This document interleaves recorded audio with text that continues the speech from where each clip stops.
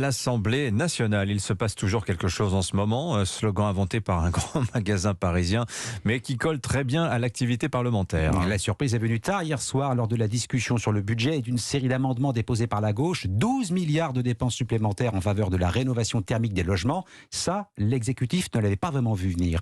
Récit d'une soirée à rebondissement, Arthur Delaborde.